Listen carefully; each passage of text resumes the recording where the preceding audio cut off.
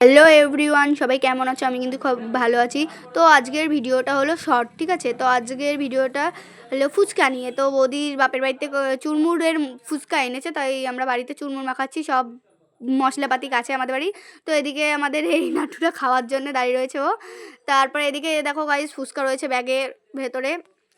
তার এদিকেও কিন্তু বৌদি আলু সিদ্ধ কিন্তু মাখানো পুরো কমপ্লিট। তারপরে দেখো গাইস, এদিকে ভালো করে মানে মাখানো কমপ্লিট হয়নি, তার জন্য এদিকে ঠিক করে নিয়েছে। তো আমি একটা খেয়ে কিন্তু টেস্ট করে নিলাম গাইস, খুবই সুন্দর খেতে ছিল। মানে শুধু ফুচকা যদি সুন্দর হয় তাহলে মাখানোর পরে যে কতটা সুন্দর হবে।